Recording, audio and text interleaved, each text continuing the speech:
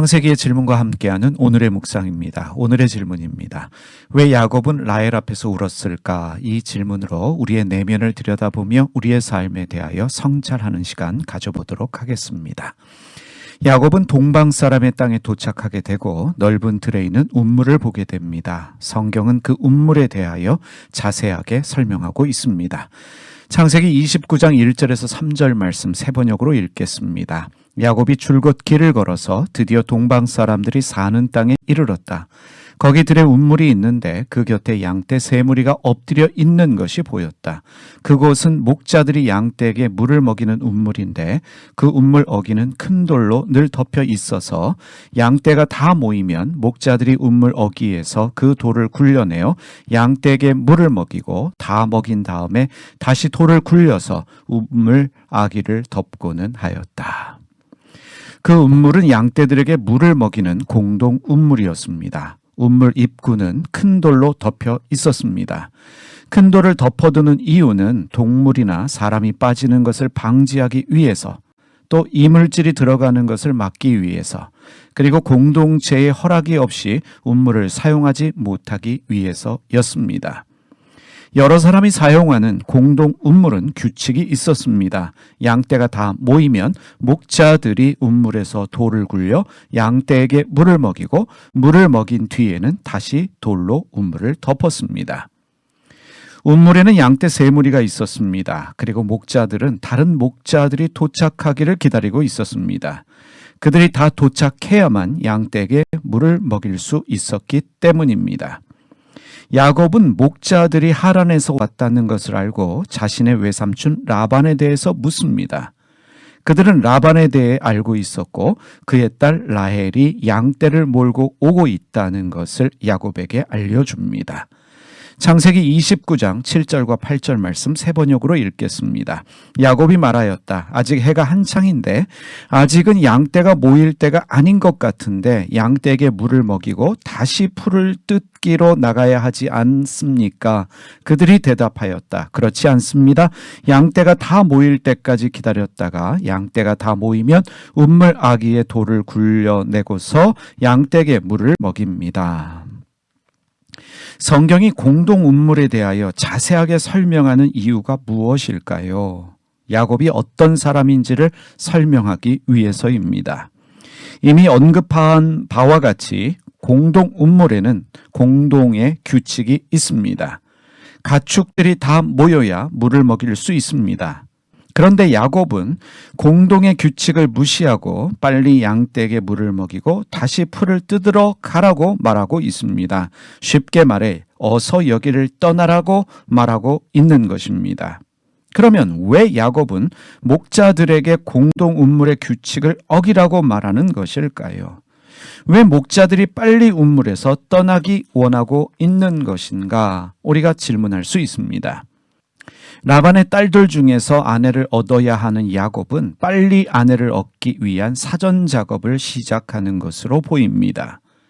라헬을 처음 만나는 그 자리에 목자들이 없는 것이 라헬의 마음을 사는데 한결 편하다고 여긴 것으로 보여집니다. 그러나 눈치 없는 목자들은 그렇게 할 수 없다고 말합니다. 그들은 약속된 공동의 규칙을 철저히 지키는 사람들이었습니다. 그러나 거짓말과 사기로 형의 장자의 권리와 아버지의 축복을 가로챘던 야곱은 자신의 유익을 위해서 공동체가 정한 규칙도 언제든지 무시할 수 있는 사람이었습니다. 창세기 29장 9절에서 12절 말씀 세 번역으로 읽습니다. 야곱이 목자들과 말하고 있는 사이에 라헬이 아버지의 양떼를 이끌고 왔다. 라헬은 양떼를 치는 목동이다. 야곱이 외삼촌 라반의 딸 라헬과 그가 치는 외삼촌의 양떼를 보고 운물 아기에서 돌을 굴려내어 외삼촌의 양떼에게 물을 먹였다. 그리고 나서 야곱은 라헬에게 입을 맞추고 기쁜 나머지 큰 소리로 울면서 라헬의 아버지가 자기의 외삼촌이라는 것과 자기가 리브가의 아들이라는 것을 라헬에게 말하였다. 라헬이 달려가서 아버지에게 이 사실을 말하였다.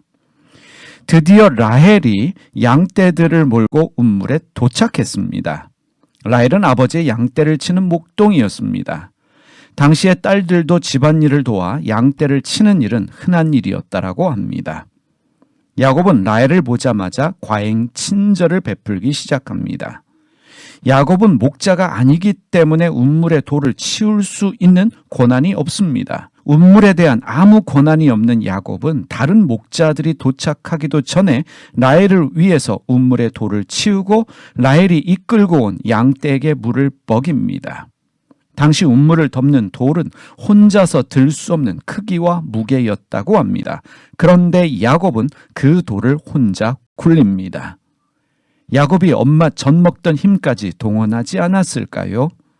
야곱은 누구에게 잘 보이려고 무리하고 있는 것일까요? 야곱은 운물에 돌을 굴려 라헬이 이끌고 온 양떼에게 물을 다 먹인 후에 라헬에게 입을 맞춥니다.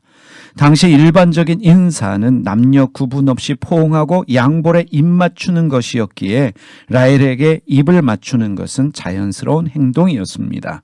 하지만 기쁜 나머지 큰 소리로 울기 시작합니다. 그러면 질문하겠습니다. 왜 야곱은 라헬 앞에서 울었을까요? 라헬의 모성애를 자극하는 감성적인 연기로 여겨집니다. 야곱은 라헬에게 처음부터 자기의 신분을 밝히지 않았습니다. 먼저 자신이 친절하고 힘있는 괜찮은 남자라는 것을 보여줍니다. 모성애를 자극하는 눈물을 흘린 후에 비로소 자기의 신분을 밝힙니다. 이 모든 행동이 야곱의 계획된 연출로 보여집니다. 야곱은 라반의 딸과 결혼해야 한다는 부모의 명을 받았습니다. 라반의 딸인 라헬을 운물가에서 만났는데 아름답습니다. 한눈에 반하고 말았습니다. 야곱은 아름다운 라헬의 마음을 얻기 위해 계획된 연기를 하고 있습니다. 야곱은 자신이 원하는 것을 얻기 위해 순간적으로 계획하고 실행에 옮기는 탁월한 머리가 있는 사람입니다. 야곱은 어머니 리브가를 믿었습니다.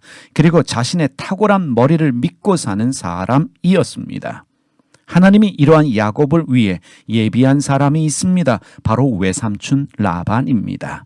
라반은 야곱보다 더 머리가 탁월한 사람입니다. 거짓말과 사기의 수준이 야곱과는 비교가 되지 않습니다.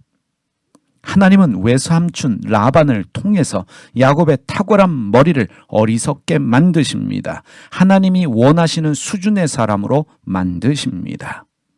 우리는 살면서 라반과 같은 사람을 만나는 경우가 종종 있습니다.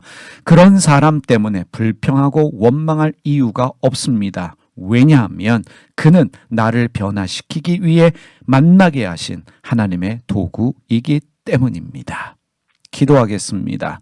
살아계신 하나님 아버지, 어머니 리브가를 믿고 자기 머리 믿고 사는 야곱이 바로 우리 자신임을 깨닫습니다.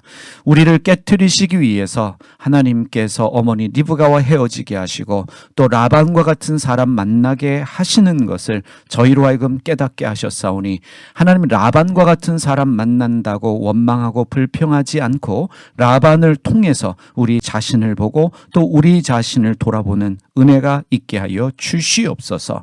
오늘도 우리에게 만나게 하신 라반을 통해서 깨지고 변화되는 날 되게 하여 주실 줄 믿습니다. 예수님의 이름으로 기도드립니다. 아멘.